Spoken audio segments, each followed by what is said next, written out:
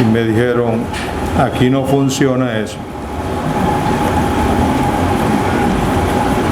De manera que subo de primero esperando que el Señor me dé gracia en lo que tengo en el corazón, pero a la vez ustedes me ayudan si digo algo que no va de acuerdo a la palabra o mayores.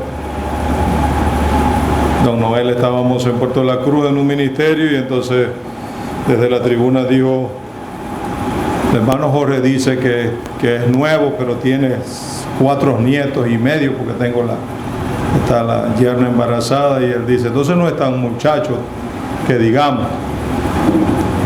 El pueblo del Señor se dio cuenta que no era tan muchacho por ese comentario. Bueno, hermano, estoy pensando en una escritura que ustedes conocen muy bien, pero no sé por qué he estado inquieto en estos días, pensando en los queridos hermanos que nos envían la ayuda desde afuera.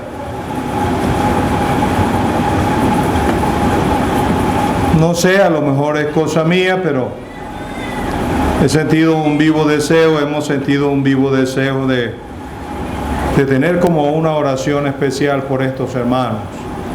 Cuando digo especial, lo que estoy diciendo es que acordarnos más seguido de ellos,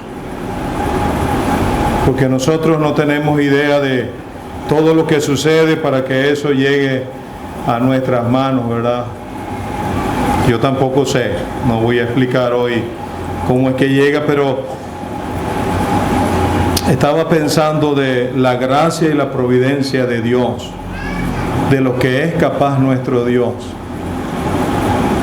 Y estaba pensando en lo que es capaz Dios cuando un creyente se pone en sus manos.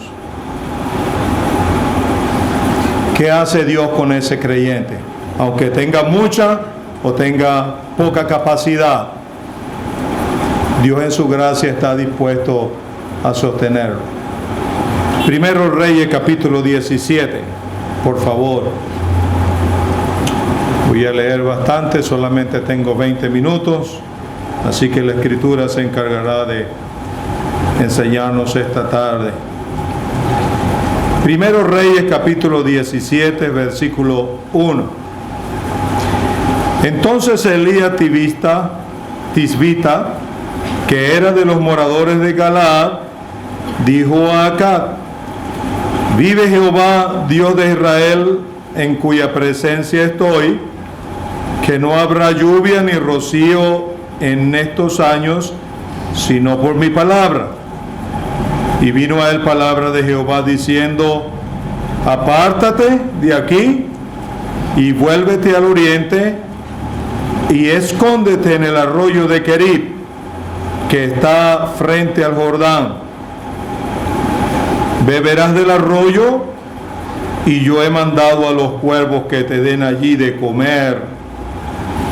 Y él fue e hizo conforme a la palabra de Jehová.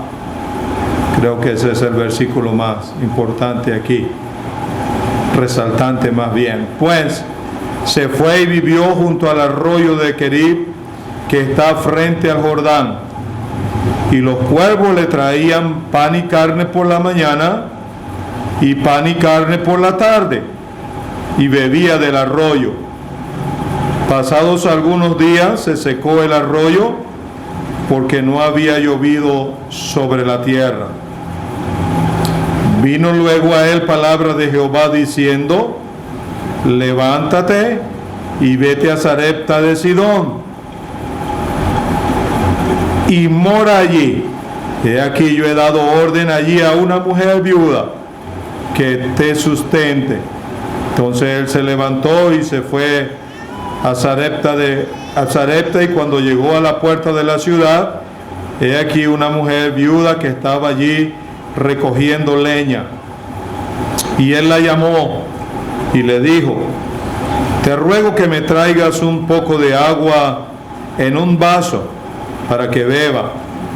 Y yendo ella para traérsela, él la volvió a llamar y le dijo, te ruego que me traigas también un bocado de pan en tu mano. Y ella respondió: vive Jehová tu Dios, que no tengo pan cocido, solamente un puñado de harina tengo en la tinaja y un poco de aceite en una vasija. Y ahora recogía 2 leños para entrar y prepararlo para mí y para mi hijo, para que lo comamos y nos dejemos morir. Conocemos bien la historia, capítulo 18, versículo 1. Pasados muchos días, vino palabra de Jehová a Elías en el 3er año, diciendo: ve, muéstrate a Acab, y yo haré llover sobre la tierra. Fue pues Elías a mostrarse a Acab, y el hambre era grave en Samaria. Y Acab llamó a Abdías, su mayordomo. Abdías era en gran manera temeroso de Jehová. Versículo 7. Yendo Abdías por el camino, se encontró con Elías, y cuando lo reconoció, se postró sobre su rostro y dijo: ¿no eres tú mi señor Elías? Y él respondió: yo soy. Ve, di a tu amo: aquí está Elías. Pero él dijo: ¿en qué he pecado para que entregues a tu siervo en mano de Acab para que me mate? Vive Jehová tu Dios, que no ha habido nación ni reino a donde mi señor no haya enviado a buscarte. El versículo 11. Y ahora tú dices: ve, di a tu amo: aquí está Elías. Acontecerá que luego que yo me haya ido, el Espíritu de Jehová te llevará donde yo no sepa. Y al venir yo y dar la nueva acá, a él no hallarte, él me matará. Y tu siervo teme a Jehová desde su juventud. Podemos dejar la lectura hasta ahí, esperando que el Señor la prospere en nuestros corazones. Amén. Amén.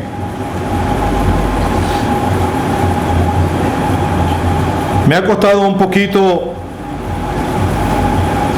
sacar para mí algunas lecciones, digo, porque tuve que leer varias veces esos 2 capítulos. Desde pequeño me encantaba la historia de Elías.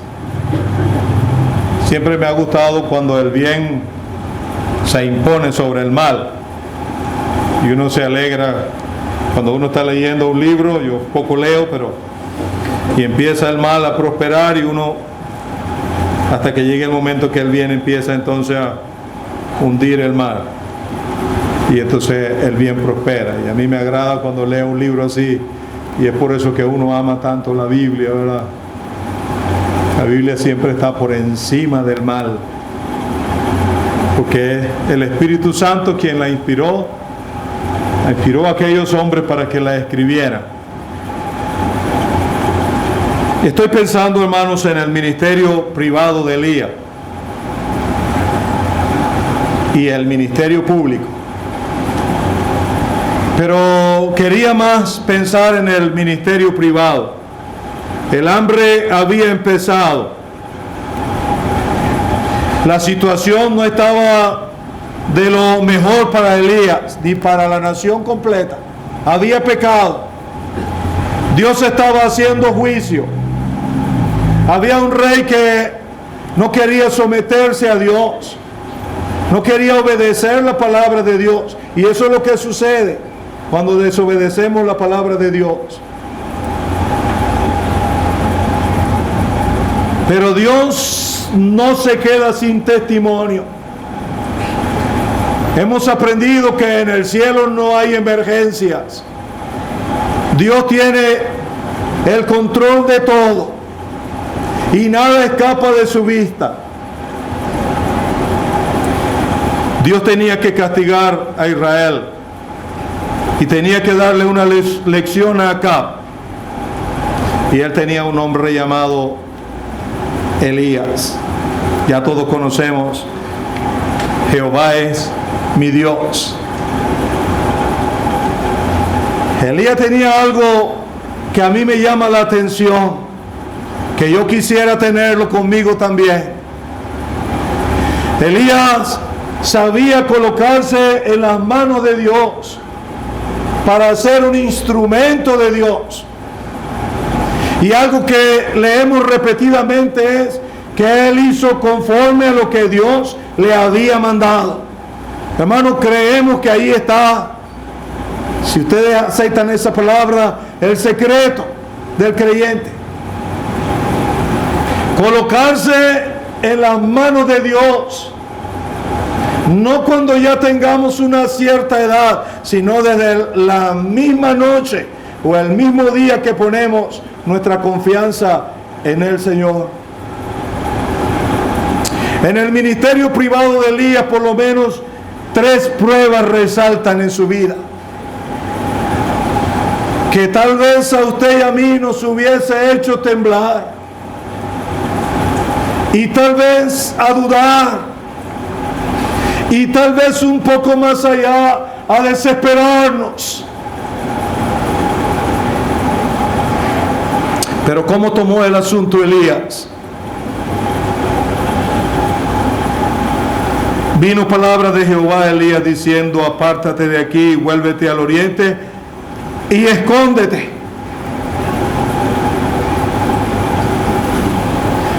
Leí más abajo porque Abdías dice: no hay ciudad donde el rey no te haya buscado. Como en otras palabras, no hay piedra que el rey no haya levantado para saber si tú estabas debajo de ella.